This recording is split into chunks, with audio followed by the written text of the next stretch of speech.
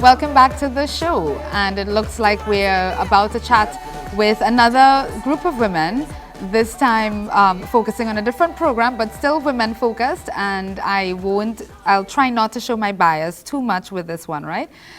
We are showcasing the work of the Sapphire Miriam Foundation and their Dream Big Girls Empowerment Program. It's a community-based project aimed at developing leaders and providing aid for young women who may find themselves in vulnerable situations.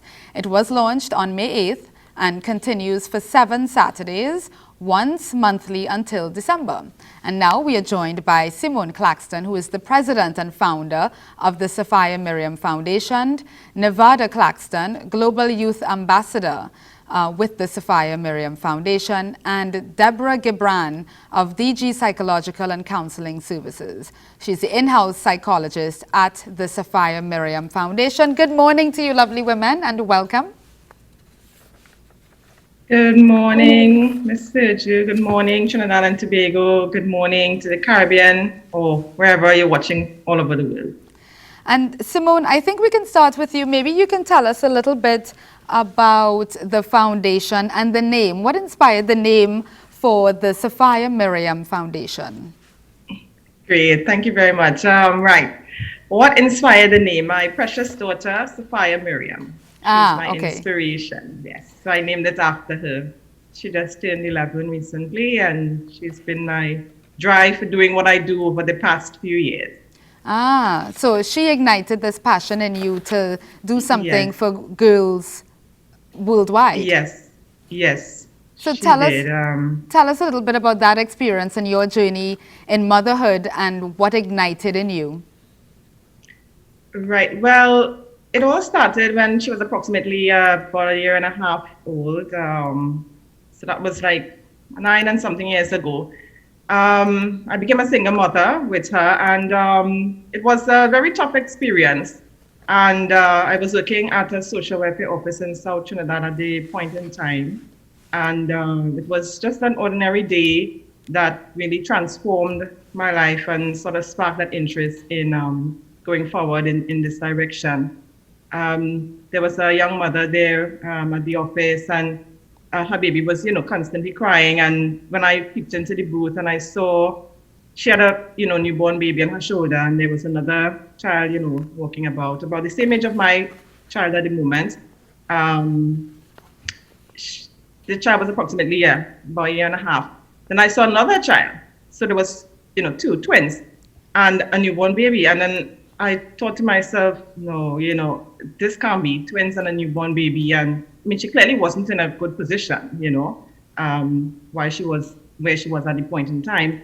And I don't know, something just kind of took over me, and, I became emotional. And because I had one, toddler at the time, and I thought my life was, hell, and I thought I was going through a lot. And I couldn't even imagine what another woman with 3 babies, only to find out that she had a 4th child, a 4-year-old, which was even worse, I couldn't even imagine what she was going through. And I started to think about what help was there out there for other, women. And in doing my research, I realized that there wasn't much help, especially in South. And that's why I decided to start to look into, forming an organization. And eventually it became, like a formal process. But I just started to reach out to, her and others who I realized were distressed at the time, and just to give them hope.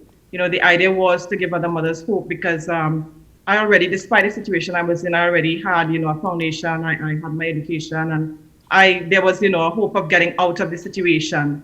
But I know there's a lot of other women who may not have had that, foundation and that hope, to get out. So that was my inspiration, to impart that. So it started with the mothers, but then you decided that really this is an opportunity that should be created for young women so that they don't find themselves in those positions of vulnerability, I suppose? That's correct. It started with the single mothers, but the whole idea is prevention better than cure. So in order to prevent persons getting into that type of situation, young women, the idea is to catch them at that formative, that teenage, that tender stage, and instill certain assets and values in them. Because I believe that once young women have these assets, the skills to be able to cope with life, they would be able to find themselves in more positive positions rather than negative positions, and they would have choices and options. And that's the whole idea, for you to have options in life. So you would not be stuck in a vulnerable situation and just having to tolerate it because you don't have a choice and because you have children to feed, etc. Deborah, you perhaps can come in here and tell us a little bit about some of the challenges. I mean, you provide psychological and counseling services with the program, with the foundation. What are some of the major obstacles or challenges you have to deal with, or the foundation has to deal with, in order to realize these aims and objectives? Yeah, some of the challenges that we have to deal with are the fact that we are on a pandemic.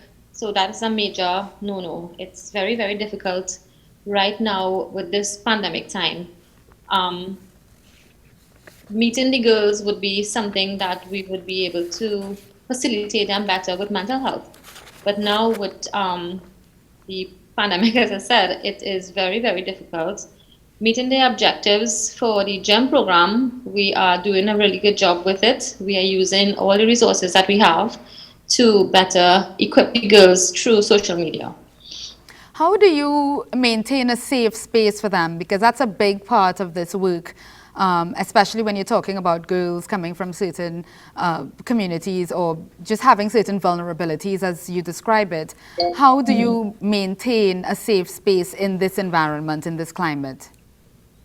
A safe space in this environment on social media, we have the confidentiality. We have breakout rooms that we use to talk to the girls one-on-one. We give them the opportunity to come out and speak for whatever is happening in their homes. The last session we had, it was very informative. We have Simone has put together a really, really good team, and we have girls that would speak out. They are speaking out in the safe place. We managed to make it. We managed to emphasize that this is a safe place. And recently they started to speak out on personal issues. We had gender-based violence, and a lot of the girls started to speak out. So we are creating the safe space within the social media. And do you find there's a kind of peer mentorship that takes place naturally among the girls, supporting each other? Oh yes, we saw this right off this last time. It was an amazing session. It lasted way longer than we wanted to, but it was so amazing. The girls actually started to communicate and help each other. And they don't even know each other because they are from different countries. So yes, we saw this peer relation atmosphere. And I guess it's because the facilitators on this team, they build the warmth that is there presently, and we encourage them to speak. We encourage them to come out of their shells and speak out. And we see that girls in the program participating from 9 different Caribbean territories, including Dominica, St. Lucia, Suriname, Guyana, Haiti, Turks and Caicos, St. Vincent and the Grenadines, Grenada, and of course Trinidad and Tobago. So that's quite a diverse group. Simone, tell us how you were able to do this, to get all these girls together, to pull it off, to even get traction from people in those countries. Right. It really was an amazing experience. It sort of happened by accident, for want of a better word.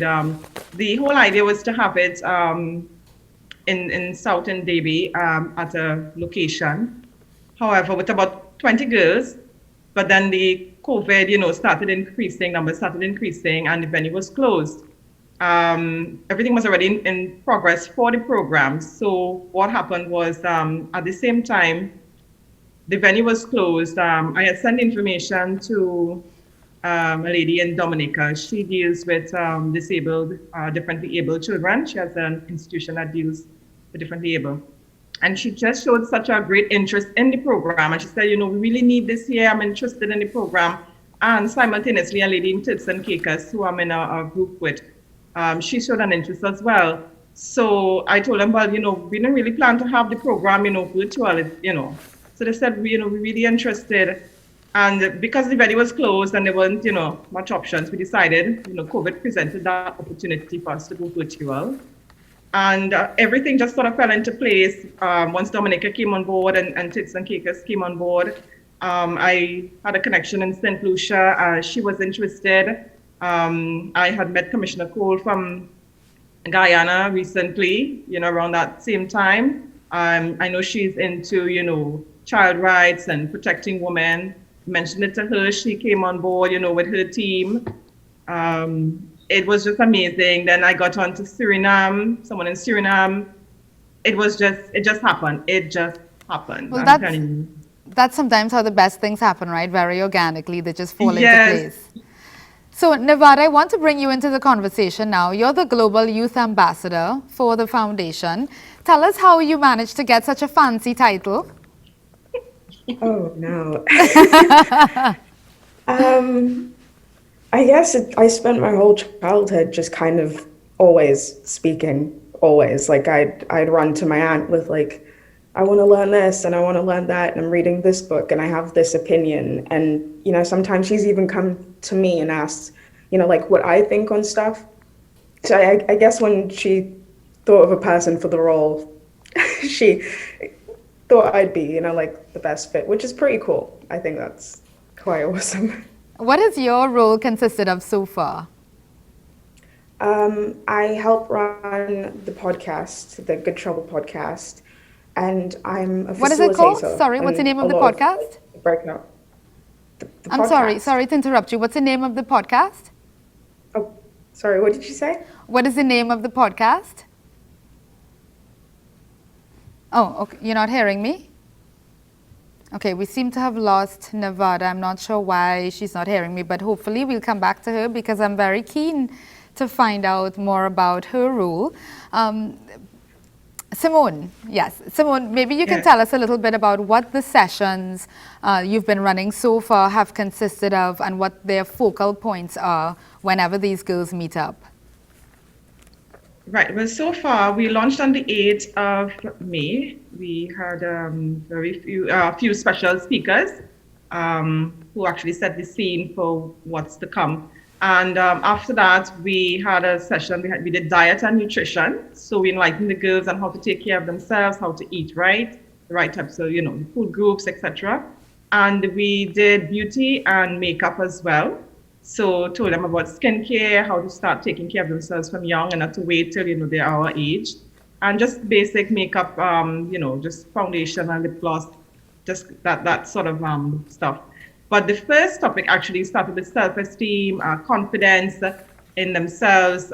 We did a mental health segment with Deborah, so it's trying to get them to be aware, obviously, of the stressful situation that they're in now, especially due to the pandemic, and how they can relax and cope with the stresses of the situation. So those were very instrumental topics at the beginning. Then we moved into diet and nutrition, skincare. We've done climate change as well and shown them how they too can, make a difference in preserving our planet. This week we actually did robotics. Oh, that's fantastic. That's exciting. Introduced them to the topic of robotics. So that was really interesting. Yeah. So is it that girls can continue joining on an ongoing basis throughout the program? It doesn't matter at which stage the program has arrived at? No, we enrolled persons before. So we had an enrollment process in late April, early May. And then we had the launch on the 8th of May. So at that point in time, we had 200 girls from all over the Caribbean interested in the program. Those numbers have, dropped a bit from there, but we had a wide interest. And we go 7 consecutive Saturdays, and that's till the end of June, and then once per month till the end of the year.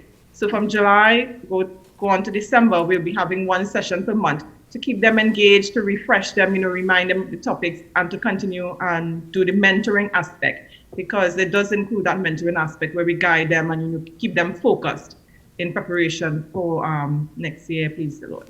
And so how can folks get in touch with you if they wanted to know more about the organization or work with you guys? Sure. They can reach us. We're on Instagram. So it's the Sapphire Miriam Foundation on Instagram. However, there's the underscore between each of the words. They can reach us via email. That's Sapphire M Foundation, TT, SAPPHIRE M FOUNDATION TT@gmail.com. So they can reach us on our Instagram. We're on YouTube as well. Persons can go and look at the various sessions and the videos that has been uploaded on YouTube. Our marketing and public relations manager, he's also a director within the foundation, Mr. Ricardo Mitchell.